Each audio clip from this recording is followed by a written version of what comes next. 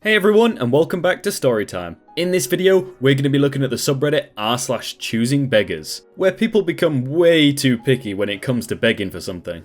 After spending lots of money and a week of my time on a friend's wedding, she confronts me about the gift.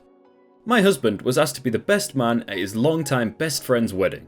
We didn't get along super great with his fiancée, but they were a package deal, and of course we wanted to show support. My husband and I live in a major city, and his friend lives in a small town a few hours away, so when it came time for wedding clothes shopping, they came into the city and stayed with us.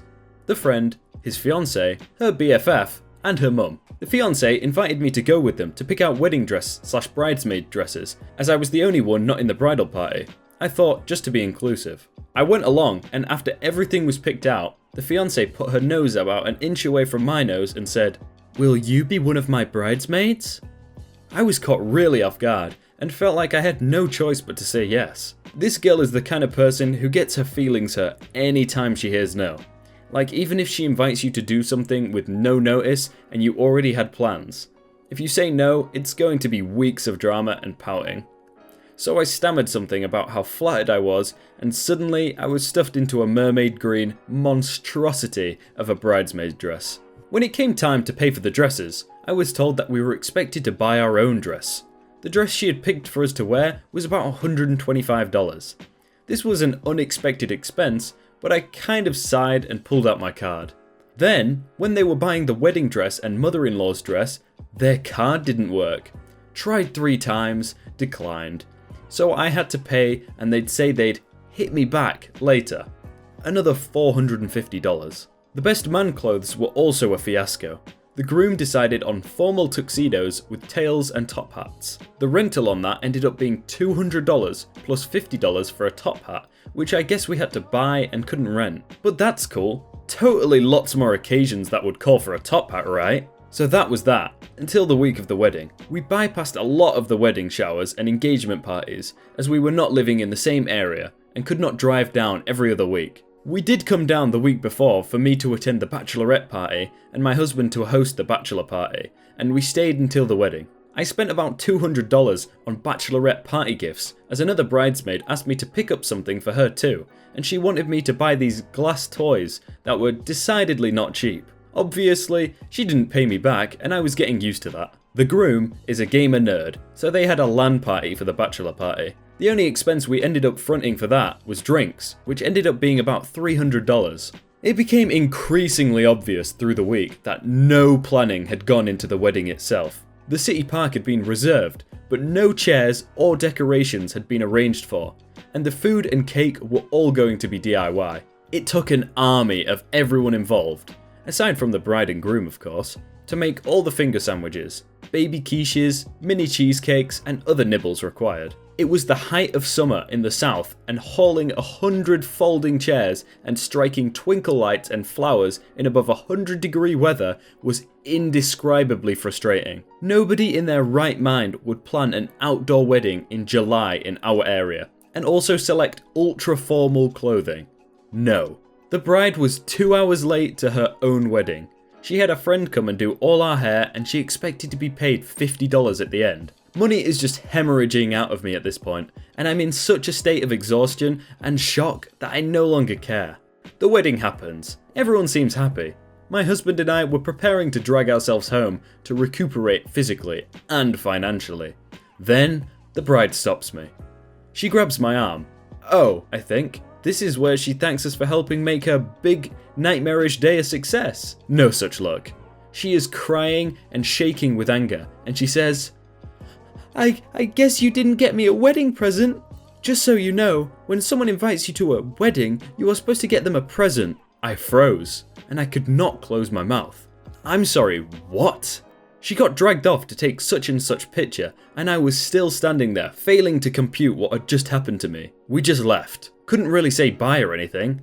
I was just so done. The car ride home was so much repeating what had happened to each other, and just being at a loss. We needed a lot of time to process how much of a ride we'd been taken on with no thank you, no apologies. Actually, they were completely ungrateful and thought we'd scammed them out of a wedding present. I feel like I need to add that we are not rich. We are young, working people who basically emptied their bank accounts to help someone else's wedding not be a complete dumpster fire due to lack of planning.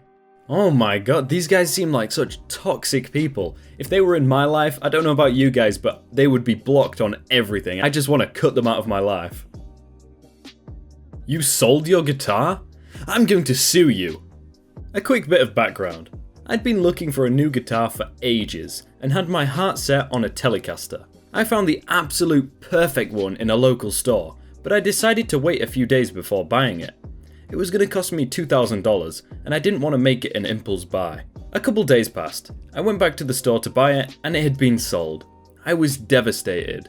A few weeks later, I got an opportunity to buy a nearly new Stratocaster. Even though it wasn't exactly what I wanted, it was a great guitar at a really good price. My friend had bought it for $1,600, played it for a week, realised that he didn't like it, lost the receipt and couldn't return it to the store, so he offered it to me for $1,200.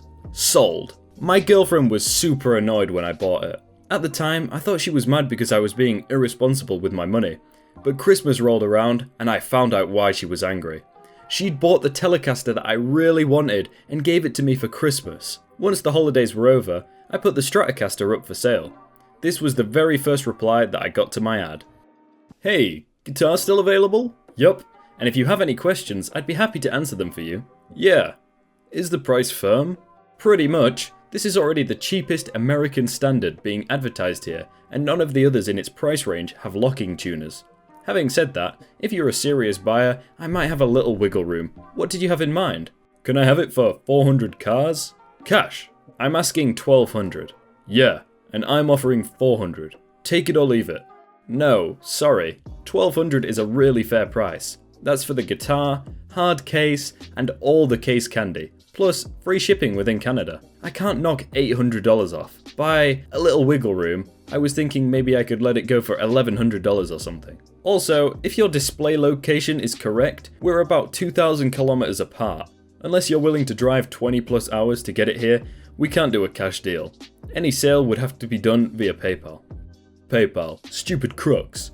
I've only got 500 and I would have to get it set up and buy new strings, so I can only offer 400. Why the heck would I want candy? Are you for real? Just sell me the guitar. If I want candy, I'll go to the store. Not candy, lol. Case candy. It's an expression used to describe all of the goodies that the manufacturers throw in the case when you buy a new guitar. In this case, it means the trem arm, the user manual, the warranty, a fender sticker, the hang tags, etc. Also, I had the guitar professionally set up before posting it for sale, and it has brand new strings on it, only ball 10s, so you don't need to worry about any other added expenses. Whatever, it's for my son. 1,100 is still too much for a kid's guitar. 425 cash. An American standard really isn't a kid's guitar. If your budget is in the $400 to $500 range, you should check out Squier Strats. The classic vibe and vintage modified models are really good guitars, and I think go for around $500 new, so you could probably find a nice used one for $400, maybe even less. Hey man, if I wanted a Squier, I'd look for Squier. My son wants a Fender, not an Squier. Okay, well, this Fender is selling for $1,200, not $425. If you're selling it, you don't need it. 450, final offer. No, sorry. 475, final offer. Sorry, I can't sell it for anywhere near that price. It's for my son. Why are you being so greedy? I'm going to buy your guitar, but you have to deal. Offering $475 for a $1,200 guitar isn't within the realm of dealing. Can't you just give me a break? It's for my son, and he really wants this guitar. A break? Maybe. But a $725 break? Not a chance. You're wasting my time. Oh, you're an SWJ guitar player. I thought only men played guitars. I think you mean SJW. And guitars are played by everyone. Annie Clark is one of the best guitar players in the world. In any event, clearly this isn't going anywhere. Good luck in your search. Never heard of her. I wonder why if she's so great. 500. Take it or leave it. I'll leave it. I ended up selling the guitar the same day that I posted the ad. Even though I'd taken the ad down, I kept getting replies for the next few days.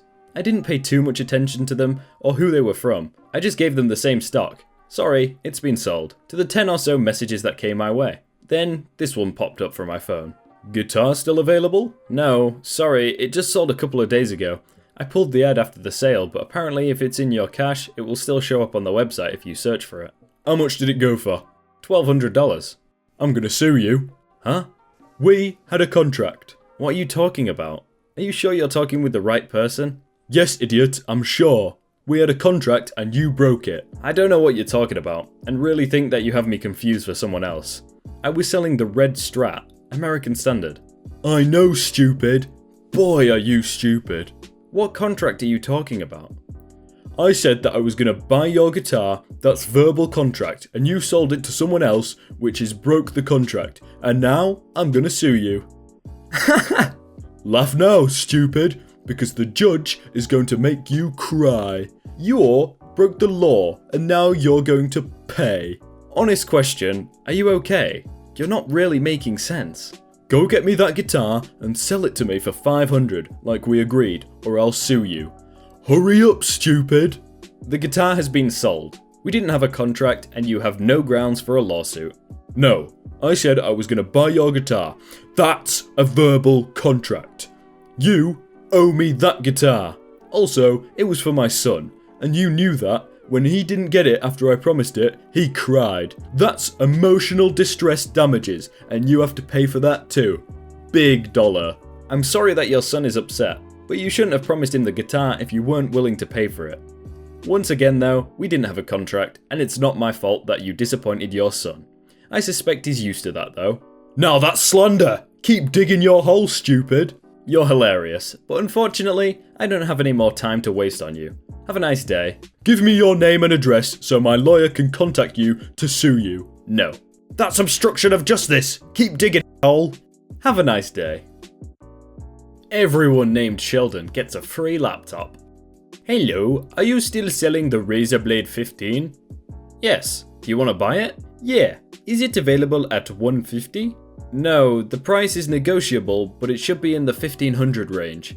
The original price in my post. Is your name Sheldon? Yes. Why? Bro, my name's also Sheldon. Be cool, man, and lower it at $150. It's just 10% off. 1, it's 10% of the original price, not 10% off. 2, just because we have the same name, I don't owe you anything. 3, your account says your name is Mark. Bro, Mark's deception level is like 0. What's he trying? Hey everyone, I hope you're all having a really good day and that you enjoyed that video. If you did, make sure to leave a like on it because it really helps out, and subscribe if you aren't already. Also, let me know down below if you've ever had a choosing beggar moment because I really do enjoy reading them. I'm also going to be advertising a Discord soon so that we can talk about these kind of things and just general discussion. If you want to see another video, then click on screen right now. But for now, thank you for watching and I will see you tomorrow.